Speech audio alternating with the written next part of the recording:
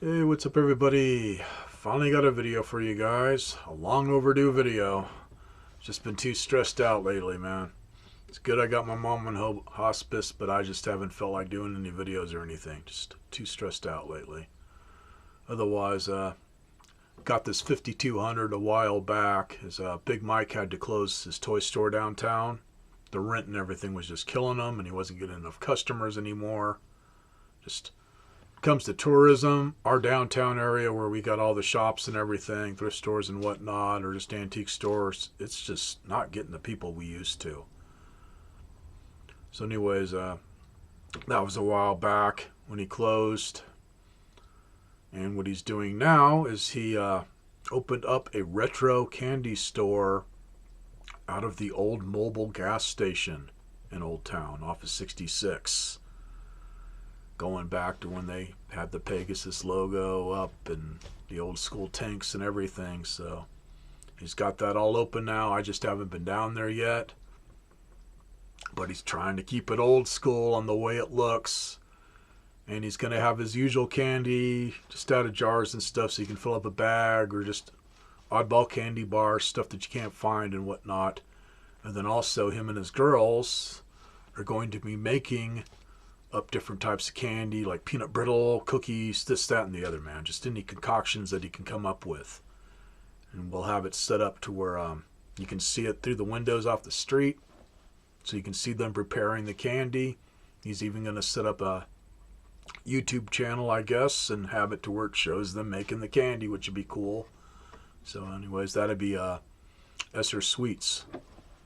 So just cool, man. At least he's doing something. Still doing the Comic-Con. In fact, yeah, we're having a Comic-Con. I think it's next weekend. Gonna do it Fallout style. I can't go to it, but I'm sure you'll have plenty of videos out to see how it went. So it's gonna be Fallout themed, and you'll have some famous people there and whatnot, the usual. So that should be cool. Otherwise, man, he was selling everything dirt cheap, man, just trying to get in as many people as he could to buy up some stuff so he didn't have to haul it off to a freaking storage unit or whatever. So on this 5200, figured even if I just had it sitting on a shelf, if it didn't work, it looked nice. So nice enough to display, but now that I got all the parts installed in it and everything, it works beautifully. So I'm thinking whoever had it, it could be that switch box bit the dust or the controllers or whatever, and then after that it just never got played again. So anyways, on the parts, not only did I do a mod on the system that has to do with the power to bypass that stupid switch box, so now I can just plug the regular power supply into the back of the system just like the 2-port, and then use the same power supply. Also checked out a new website, and oh man, I hope this guy's going to keep making stuff, because it's not just for Atari, but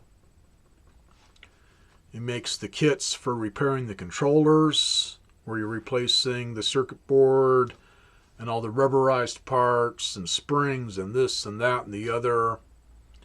And then also he's got some stuff to where, like if your ColecoVision keypad on the controller has cracks in it or whatever, he's got new ones, all custom made. Same thing with Intellivision, and I believe on Intellivision, every model.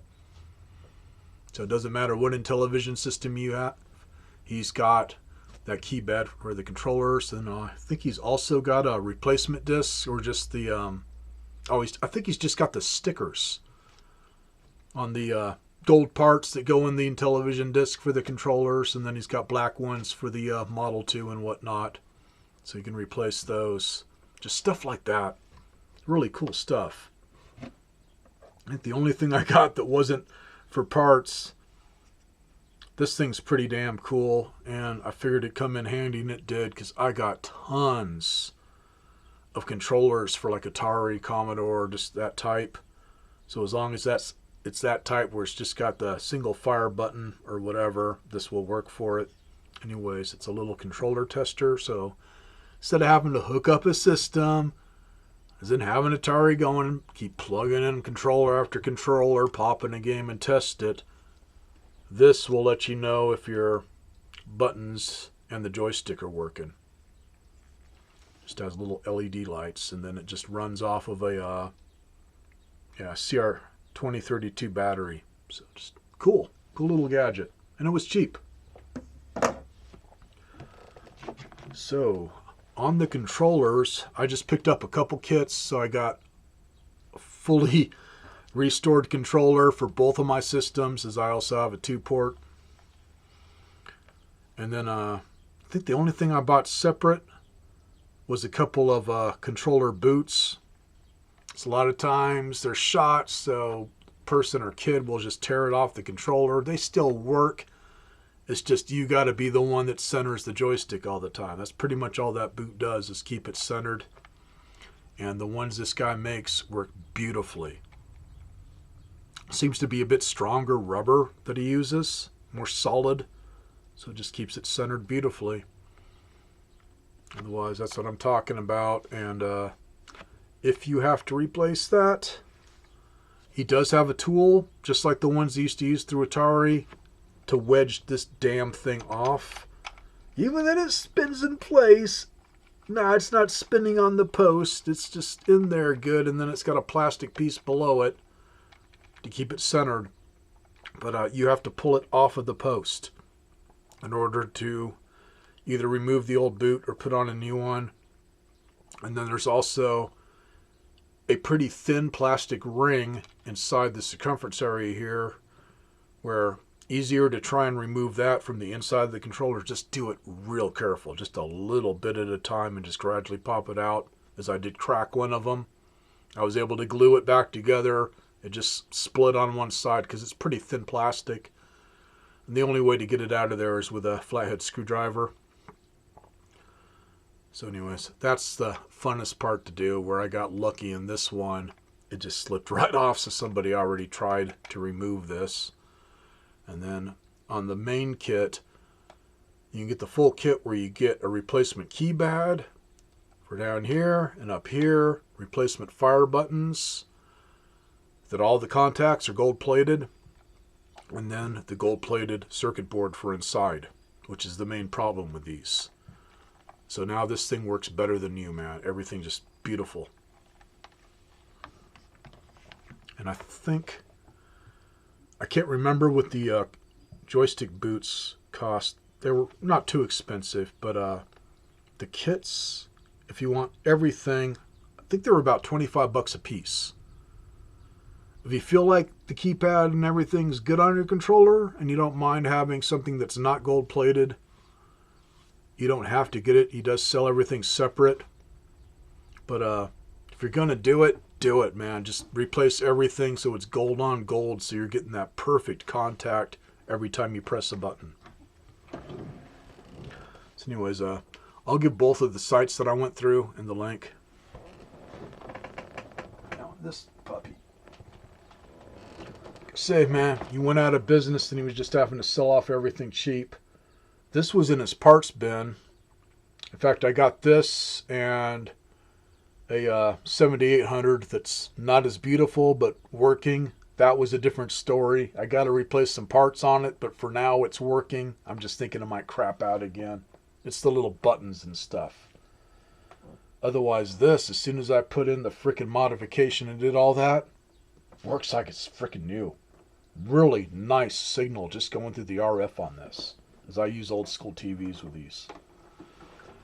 I'd say the hardest thing to do on this, other than putting in the freaking kit, which is just a little bit of soldering and removing stuff, was getting that damned plastic film off of this. It was all bubbled up and had streaks in it and whatnot. It was all yellowed and nasty. That, I used a few different things. Basically just peeled off by hand as much as I could. And then I used Goo Gone. And then after peeling off the rest of it, there was still just residue all over the place. It was not wanting to come off. Just this thick layer of stuff. The glue they use is just crazy.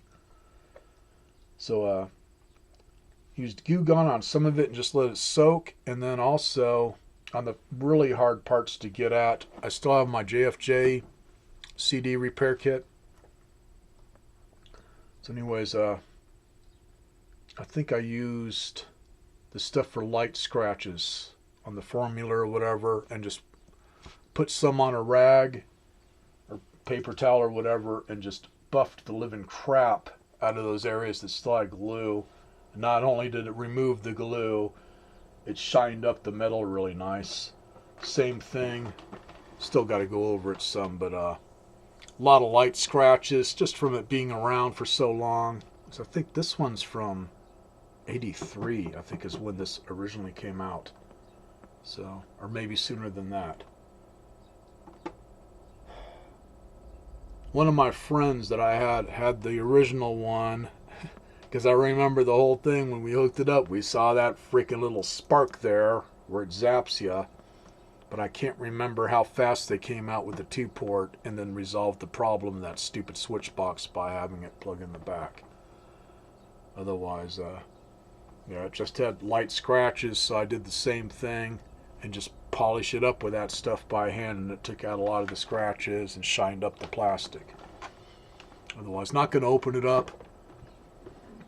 There's a couple of good videos showing how to do this. Otherwise, right there where I'm sticking my finger is where the switch is for changing channels from, I believe, 2 to 3 or 3 to 4 or whatever. So figured, well, that's the way it is on the other one, so I just put this off to one side. As they give you a solid metal jack there, so it's made really good. The plug fits in nice and tight. And on hooking it up, oh man, you remove the large capacitor, which this one, some of them have a little smaller capacitor, this one had a larger. So I removed that, and then the one they give you is a bit smaller.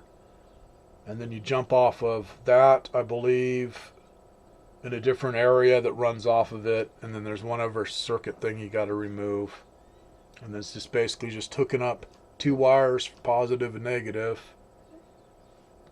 And they do give you, I believe, a diode or whatever that I had to put in that goes between both wires, positive and negative, but it doesn't hurt anything. It's basically to clean up the signal that's sitting in for voltage or whatever, so it's a nice clean voltage. Maybe take away some of the interference if there's any. And another thing, if your cord is still good, which mine is, the only thing I did just to insulate it a little bit, I got some shrink tubing and just pulled it down to that outer piece so it's covered up a little when it's plugged in. Otherwise, the cord on this was still good, so I just kept the original because it's nice and heavy duty RF cable. But if it's messed up, once you get inside this, you can remove the old cable, and right next to it where it's soldered in place, there's a little RF jack just like you'd have on a 2-port system. So you can just plug in another RF cable and not have to solder anything back in on that. Otherwise, on this, man, I get a really good signal through the RF. Surprisingly good.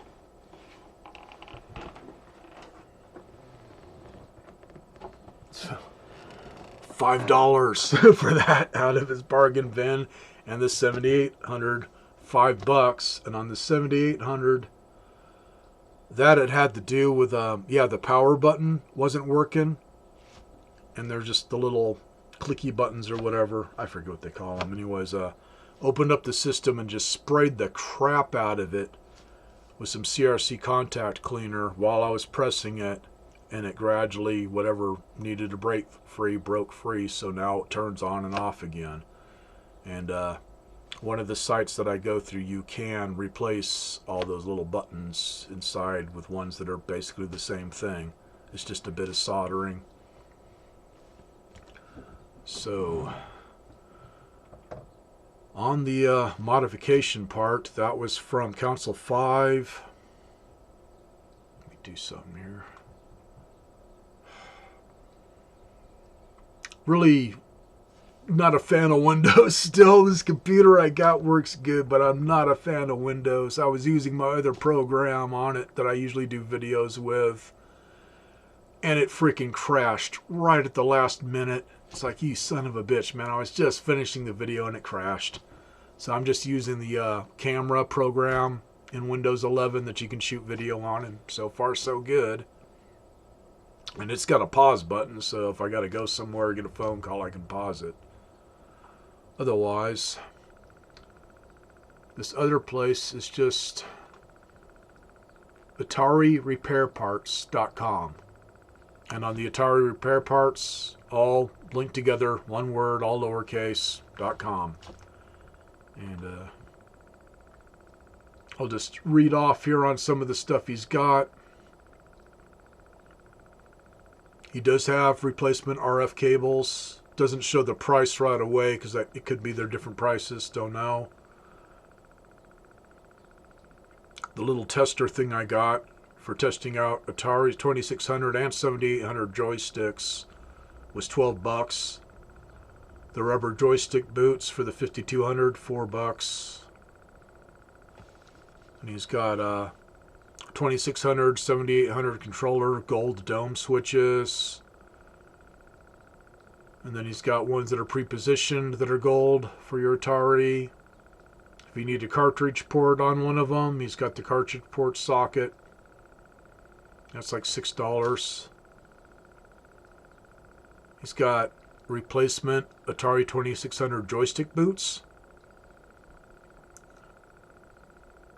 Okay, that's something I think looks like he just had it. He's got new there. I don't remember seeing that.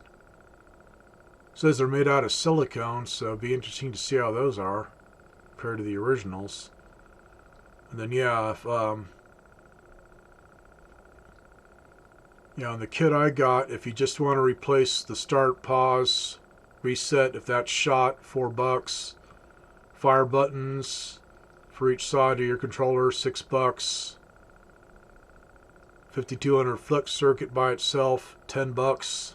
Say gold plated. You won't have to be opening that thing up anymore. And then it's got a full-on 2600 joystick rebuilt kit. Or it looks like you just open up your controller and pop it in. Everything's there but your springs and buttons and stuff, I guess. And he's got replacement cables for Atari 2600 joysticks. I did get one of these for the 7800. He's got a 7800 power supply for $15 that works really nice. He's also got one for the 2600. And I think this is original Atari stuff that are required, not new made. It's Atari CO60472 delay line chips. Yeah, NOS, so it's all original stuff that he managed to get his hands on. I guess $5 a piece or whatever. Okay, yeah, for the full freaking kit, like I say, I recommend getting that for the 5200. $23. Keypads, $5. If you got to replace that boot, he's got the 5200 joystick handle removal tool. That's $6. He's got joystick ports, keyboard springs for the Atari computers, 2600 springs for 5200 trackball, fire button springs, trackball bearings for the 5200. If you need a good gold-plated RF adapter to screw in the back of your TV, he's got them for $3. And then the buttons I had to replace on the 7800, he's got them for, let's see, $1 a piece, or a pack of 4 for $3. It's one of those things where I think the more you buy from him, the better deal he gives you. He'll give you that nice break. Let's see what else. I'm going to say on the Intellivision, Intellivision 1 keypad overlays, ColecoVision controller keypad overlays, Intellivision NTV System 3 keypad overlays, Television 2 keypad overlays. And, oh, these are different. That's kind of cool. he kind of combined the original and the Intellivision 2 ones to where it looks like Intellivision 2 overlays, but it's got the bubbles on it like the original Intellivision. And then, yeah, he's got the gold plate for the Model 1 Intellivision controller disc. And then Intellivision Super Pro System 3. Thought he had the black ones. Guess maybe not. He's got the directional springs.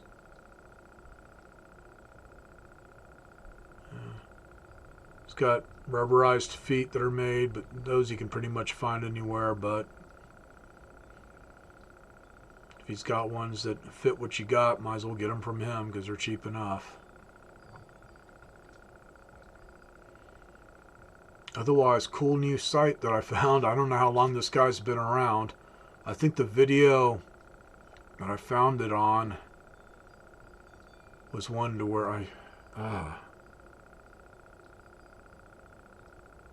think it was John Hancock's YouTube channel where he was repairing a controller. Can't quite remember.